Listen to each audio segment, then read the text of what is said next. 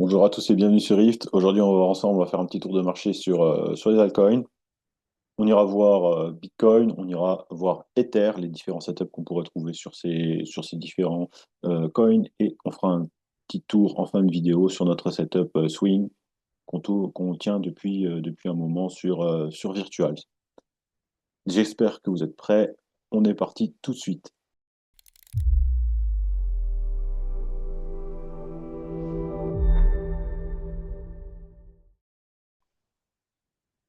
Donc directement aux heures, le marché des altcoins, on voit quoi? On voit qu'on a respecté nos moyennes mobiles, la moyenne mobile l'IMA 200. On a rebondi plusieurs fois dessus et là on est en train de repartir sur un mouvement qui a l'air haussier avec justement pas mal de volume qui en général nous montre une intention haussière tout simplement. On fera attention parce que là on arrive quand même sur un gros niveau de résistance. Je vais le dessiner juste ici, ce niveau de résistance. On voit qu'il a été déjà travaillé pas mal de fois par le passé ici. On voit qu'on a eu du mal à le passer sur ce niveau-là. Et ici que le niveau a été pas mal travaillé, tout comme tout simplement cet été. Peut-être que on le passera dans les semaines à venir. En attendant, c'est toujours une résistance forte. Donc, sur une bad news, on pourrait très rapidement switcher le momentum, donner raison à la résistance et aller chercher un niveau de correction plus bas. Par exemple, ici, on voit au niveau de l'IMS 50, voire de l'IMS 100. Il y a également pas mal de FG qui a été laissé sur ce niveau-là et un order block juste en dessous. Donc, qui en ferait une belle zone de correction et une belle zone pour prendre position si jamais le prix revient dans ces zones-là, avec un RR plutôt intéressant, qui serait avec peut-être une entrée, on va dire, dans cette zone-là, avec un stop placé en dessous, et on irait chercher quoi? On irait chercher les liquidités au-dessus de ce point haut, voire même un nouvel ATH qui ferait un RR de environ 4,12 sur des positions sur les altcoins. Sachez que le Other, c'est très spéculatif, c'est ultra spéculatif, et on ne traite pas directement Other, on va trader les cryptos une par une. Maintenant, petit point sur les différents narratifs, voir un petit peu lesquels performent, lesquels surperforment, lesquels sous-performent. Donc déjà, on va prendre en base Bitcoin. Bitcoin, c'est la ligne orange que vous voyez ici, donc plus 7,14% depuis fin juin, début juillet. On voit que les altcoins ont majoritairement surperformé Bitcoin sur cette période-là. On l'a vu également via la dominance Bitcoin qui a chuté. Donc tout à fait logique de ce côté-là. Maintenant, sur les narratifs plus particuliers, on voit que l'IA est en grande difficulté. D'accord, c'est la seule crypto qui est en dessous de c'est le seul narratif qui est en dessous de Bitcoin sur cette période de temps. Donc, est-ce que quelque chose ne serait pas en train de se tramer justement sur le narratif IA? Pourquoi le narratif IA ne performe-t-il pas? Est-ce que c'est tout simplement le narratif qui se joue sur la macro plutôt que sur la crypto? C'est une question à se poser et peut-être, et mon avis à moi, c'est que les opportunités IA crypto sont justement en train de se préparer. Donc, c'est un narratif que je surveillerai car il est actuellement en sous-performance. Ensuite, qu'est-ce qu'on peut noter? On note que le narratif Memcoin a eu ses grands moments d'explosion. On voit que le RWA est à mi-chemin entre les tops et les bottoms. Et le plus surprenant, en fait, le plus surprenant à noter, c'est que en top là-haut, on a quoi? On a les layers 2 qui sont le narratif le plus explosif. Vous trouvez ça sûrement bizarre? Non, Bane n'a pas sorti son token. Non, Matic Polygon n'a pas fait de nouveau high, n'a pas éclaté sa trend baissière. Non, ce qui se passe, c'est principalement MNT, qui est en train de surperformer tout simplement et qui tire ce narratif à la hausse. Voilà. Donc, pas de panique de ce côté-là. Les layers 2 restent statiques, on va dire. Ensuite, on voit que les layers 1 ont pris pas mal de place ces derniers temps au niveau des narratifs. Pourquoi? Ben, principalement drivé par les performances d'Ether sur cet été. Et plus récemment, c'est Solana qui a tiré le narratif à la hausse, tout simplement. On voit qu'en DeFi, ça avait bien poussé et là, ça commence à stabiliser. Ça pourrait ressembler à une forme de réaccumulation comme un peu partout d'ailleurs. Passons maintenant directement sur la charte de Bitcoin. On va essayer d'observer dans un premier temps weekly. Donc là, clairement, on est toujours sur une trend haussière. D'accord. Et là, on voit qu'on a amorcé une correction en plus petit time frame. La question, c'est est-ce qu'on va corriger ce mouvement weekly ici ou est-ce qu'on corrige simplement le mouvement daily? On va plonger en daily pour voir ça de plus près. En daily, on a quoi? On a cette phase de distribution ici, d'accord? On voit, je sais pas, les volumes là tout de suite, ça va venir, je pense. Je vais les mettre hop, ici. On a du coup cette phase de distribution et on arrive sur un niveau intéressant pour reprendre les achats, c'est-à-dire cette petite order block qui se trouvait juste ici, avec justement pas mal de FVG comblés pile sur ce niveau-là. Ça nous donne une belle raison de repartir sur une impulsion haussière. On fera cependant très attention parce que qu'est-ce que ce mouvement aussi a déclenché? Et bien en fait, ça a déclenché pas mal euh, de positionnements longs sur ce niveau-là, d'accord? Avec pas mal du coup de liquidités qui se sont accumulées sur ces niveaux-là.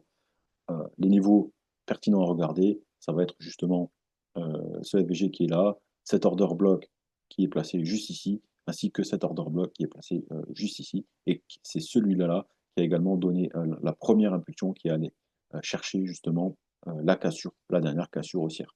Moi, je pense que celui-là, ça peut être le bon retest final, mais il ne faut pas ignorer les probabilités, tout simplement, que le prix puisse aller encore plus bas. On verra la liquidity heatmap plus tard. Si je descends encore en plus petite time frame, en H4, là, on va commencer à rentrer sur des zones un peu plus intéressantes et on va essayer de décortiquer un petit peu ce qui se passe sur le mouvement là. Donc, en daily, pour revenir rapidement dessus, on est toujours sur une traîne haussière. Donc, weekly haussier, daily haussier, nous sommes alignés. Maintenant, en H4, H4, on est quoi? On était sur une phase corrective baissière, d'accord? Avec des hauts de plus en plus bas et des bas de plus en plus bas. Et maintenant, en cassant ici ce niveau-là, je vais vous le dessiner. Hop. En cassant ici ce niveau-là, en cassant le dernier haut plus bas, en faisant un haut plus haut, on a inversé la structure. On est reparti sur une structure 4 heures haussière. La structure 4 heures s'aligne donc maintenant avec les time frames supérieurs. Ça veut dire quoi? Ça veut dire que on commence à aligner le marché, donc on est peut-être à l'aube justement d'une phase haussière. Donc on se tient prêt de ce côté-là. Maintenant, qu'est-ce qu'on voit ici? Donc ça, on le voit ici, on voit un bon ralentissement, d'accord? On voit que les impulsions se sont pas mal ralenties. Pourquoi? Parce qu'on arrive sur un gros niveau de résistance qui était ici les 117, 116, 117K. On voit que ça nous a servi pas mal de support par le passé, de résistance à plusieurs reprises, et il fait office de résistance une nouvelle fois, tout simplement. Donc c'est un niveau clé. Beaucoup de traders en short se sont placés sur ce niveau-là, justement, pour jouer la continuation baissière, en contre-tendance, tout simplement. On voit que le momentum également commence à shifter, donc on peut essayer d'imaginer qu'on est sur le début de la correction du dernier mouvement H4. Le mouvement H4, on peut considérer ce petit mouvement-là, ou alors on peut considérer le mouvement dans sa totalité. J'aime mieux considérer le mouvement dans sa totalité. Donc là, maintenant, qu'est-ce qu'on va essayer de rechercher? On va essayer de rechercher des zones sur lesquelles rentrer en longue. Pourquoi rentrer en longue? Parce que on a bien vu, la time frame weekly est haussière, la time frame daily est haussière, la time frame H4 est repassée haussière. Donc, on a toutes les raisons du monde de chercher du long. Première chose à faire, c'est on va placer notre Fibonacci pour essayer de repérer les différents niveaux clés.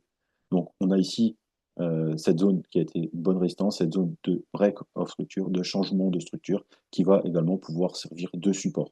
Donc, il y a de bonnes possibilités que le prix, déjà, dans un premier temps, vienne se reposer sur ce niveau-là pour repartir à la hausse ensuite. Peut-être qu'il continuera sa baisse suite à un rebond sur cette zone-là. Donc nous, les zones qui vont nous intéresser, ça va être quelle zone? Bah, ça va être tout simplement, dans un premier temps, les zones de déséquilibre, les zones d'order block et les zones de volume. Donc les zones de volume, on va essayer de les dessiner tout de suite. Donc on prend le point bas, on prend le point haut avec le volume profile. Et qu'est-ce qu'on voit? Eh bien, on voit que la zone de fair value, donc entre les deux lignes bleues, elle se trouve ici entre 111K à 600 et 110K. Donc ici, ça peut être une bonne zone de repli justement pour le prix dans une plus petite time frame avant de repartir haussier en H4 tout simplement et continuer la trend H4 haussière et aller chercher un nouveau high tout simplement. Donc les zones intéressantes à regarder, les zones que je regarde, donc la première, ça va être la zone d'équilibrium, donc les zones des 0,5 sur lequel il pourrait y avoir un rebond. Ensuite, la zone d'OTE, donc entre les 0,618 et les 0,786, qui correspond également avec les pics de volume et tout simplement la zone de fair value. Donc, on est sur des bonnes zones de reprise si jamais le prix redescend dans ces niveaux-là. Donc, moi, ce que je vais faire, c'est que je vais me placer une première alerte directement ici. Je vais la mettre directement au niveau des 0,5. Ça me laissera le temps d'observer ce qui se passe. Et quand l'alerte sonnera, je regarderai en plus petit time frame si on a un retournement haussier de la plus petite time frame pour chercher des entrées avec justement toutes les time frames alignées. Donc la time frame M15, la time frame H4, la time frame daily et la time frame weekly, tout simplement. Ça va nous donner quoi? Ça va nous donner tout simplement un trade à grande probabilité. Le stop loss, il sera placé où? Et bien, on le verra tout simplement en fonction de ce que la time frame, la plus petite time frame M15 nous montrera à ce moment-là. Donc ça, c'est le cas du scénario de repli et c'est le cas où on joue tout simplement ce mouvement haussier-là. Ceux qui préfèrent jouer le mouvement haussier interne, donc plus risqué mais plus court terme, en fait, il faudra se positionner plutôt sur la dernière impulsion. Et la dernière impulsion nous montre quoi? Nous montre le niveau d'équilibrium ici sur cet order bloc-là. Je pense qu'il y a également, c'est là qu'il doit y avoir le plus de volume, justement sur ce niveau d'order bloc, peut-être un peu là-haut, voilà, parfait. On voit bien que c'est ici qu'il y a pas mal de volume, donc c'est une zone de rebond également qui est tout à fait jouable. Moi, je recommande de ne pas trader au-dessus du 0,5, tout simplement. Pourquoi? Ben, parce que du coup, ça veut dire que vous achetez dans une zone premium, donc vous achetez en surcoté, vous achetez cher, tout simplement. Donc, je pense que là, la bonne zone d'intérêt, ça va se trouver donc soit ici sur le pic de volume, donc pile une entrée sur les 0,5 avec confirmation en plus petit time frame, ou alors on va chercher quoi? On va chercher, je vais passer, je vais zoomer, on va voir ensemble. On a des petits fair value gap qui se trouvent juste ici avec un order block placé entre les deux. Et on a vu que c'était quoi? C'était pile la zone de TE. Donc encore une confluence qui se trouve dans cette zone-là. Pour rappel, j'avais mis l'alerte sur les 0,5 de Fibo du grand mouvement. Donc encore une plus grande confluence sur ce niveau-là. Donc là, la zone entre les 112 800 et on va dire les 110, ça va vraiment être la zone que je vais observer tout simplement pour un rebond haussier et pour chercher mes entrées en longue sur des plus petites unités de temps. Parlons des liquidités. Les liquidités, je disais tout à l'heure qu'elles s'amassent pas mal justement au-dessus de ce niveau-là, d'accord? Ce mouvement baissier, cette mèche ravalée, ça a fait en sorte que beaucoup de liquidités s'est créé à partir de ce niveau-là. Ce serait l'idéal dans un scénario long pour aller chercher squeezer tout ça, pour aller chercher la première zone clé, donc le déséquilibre qui se trouve juste là, tout en nettoyant le maximum de liquidités. Après tout ça, le prochain obstacle, ce sera les liquidités qui se trouvent au-dessus de la TH, mais on est encore un peu loin pour en parler. On fera attention parce que le scénario baissier existe également, d'accord? Surtout avec les annonces qui nous attendent mercredi, avec Powell qui va parler. Sera-t-il capable de rassurer les marchés ou va-t-il leur faire peur? Ça, c'est encore un peu trop tôt pour le savoir. Le but du jeu, c'est qu'on va essayer d'être prêt à tous les scénarios possibles. Donc, si jamais on va nettoyer ces liquidités-là, qu'on change la structure, qu'on a une confirmation ici, je pense que sur un retest, ce sera très intéressant d'aller chercher une position short pour aller nettoyer toutes les liquidités qui se trouvent en dessous. Et si la nouvelle est vraiment mauvaise, eh ben, on ira chercher quoi? On ira chercher les liquidités qui sont amassées en dessous des 107 000 pour aller chercher beaucoup plus bas, ce qu'on disait tout à l'heure. Donc, soit notre ordre bloc ici aux alentours des 105 000, soit carrément les 100K si la nouvelle est très mauvaise, tout simplement. Je pense que le marché s'attend quand même à des nouvelles plutôt positives de ce côté-là, venant de la Fed, ce qui pourrait justement entraîner plutôt une euphorie haussière et donc plutôt un scénario de sell the news. D'accord? Sell the news, ça voudrait dire quoi? Ça voudrait dire qu'on garderait ces liquidités-là, qu'on viendrait d'abord dans un premier temps liquider les liquidités internes, tout simplement, construire justement sur les niveaux de fair value, parce qu'on sait qu'il y aura probablement des achats dans cette zone-là au niveau du support, etc., qui aura pour conséquence d'accumuler d'autant plus de liquidités short sur ces niveaux hauts, avant justement de pouvoir s'en servir pour propulser le prix vers des niveaux plus hauts. Donc voilà un petit peu les scénarios sur Bitcoin. Je vais vous montrer rapidement également, je crois que j'avais mis là-haut la liquidity map, on va la voir. Hop. Voilà, on voit bien que, le dernier mouvement baissier a fait en sorte de créer ce petit cluster de liquidités-là. On voit que énormément de liquidités justement sont amassées ici en dessous des 107-108 000. Donc, c'est ce qu'on disait tout à l'heure. Donc ça peut être pas mal le gage justement, en cas de long squeeze tout simplement. Je pense que, de toute façon, ces liquidités-là ont tendance quand même à protéger ce lot et il y a de fortes probabilités justement que, ce niveau-là soit quand même défendu, par les traders parce que ce bloc-là sera difficile à passer, baissier tout simplement. On voit, ce petit cluster qui est en train de remonter et ensuite on a pas mal de liquidités qui se sont amassées au-dessus des ATH jusqu'aux 130 000 à peu près, donc ce qui en ferait de bonnes targets sur du long terme, tout simplement. Voire même ici au-dessus des 140-150, mais on est beaucoup trop loin pour en parler actuellement. Petit point sur Ether, on fera beaucoup plus court, beaucoup plus concis. On est en weekly sur une trend qui est redevenue haussière. Hop, sur une trend qui est redevenue haussière en cassant ses niveaux clés. On est allé chercher les liquidités au niveau de l'ATH. Et en général, ça veut dire quoi? Ça veut dire que soit on considère qu'on est dans un range gigantesque de ce type-là. Ça voudrait dire quoi? Ça voudrait dire qu'on a réussi à clôturer au-dessus du range, qu'on est en train de rebondir au-dessus et qu'on part vers de nouvelles aventures. Il faudra voir ce qui se passe si jamais on réintègre. Ça voudrait dire attention danger. On a le niveau du mid-range qui pourrait servir de support, logique. Et si jamais ça casse, eh bien, ça veut dire qu'on a cherché le bas de range. Ça veut dire qu'on consolide cette idée de range, tout simplement. C'est pas du tout le scénario que je privilégie. Moi, je privilégie une continuité haussière, surtout vu le setup qu'on vient de voir actuellement sur Bitcoin. Donc, les zones que je surveille, ça va être quoi? Ça va être ces deux tops-là, d'accord? Qui avaient créé pas mal de liquidités. On avait dit sur le groupe justement que si ces niveaux-là cassent, on va vite se retrouver à aller chasser les liquidités au-dessus de la TH. C'est clairement ce qui s'est passé. Maintenant, ces deux points-là, ils vont servir de quoi? Ils vont servir de support. Donc, support intéressant qui pourrait être justement pile ce niveau-là, aux alentours des 4K, chiffre rond, chiffre psychologique. Soit en dessous, on voit ici qu'on a un bel order block qui s'est dessiné, avec un peu de fair value gap qui a été laissé. Donc pourquoi pas revenir tester ce niveau clé ici, afin de chercher des setups pour continuité haussière, tout simplement. Si ce niveau ici casse, ça validera du coup ce retracement. Donc, le retracement ne concernera plus simplement cette impulsion daily, concernera toute cette impulsion weekly, voire la totale. Ça voudra dire qu'il faudra considérer corriger à minima, je pense, jusqu'aux 2600-2500 $. Et si jamais ça arrive, honnêtement, je pense que le cycle haussier sur Bitcoin, sur les cryptos, sera mis à mal si on reste dans un cycle de 4 ans, tout simplement.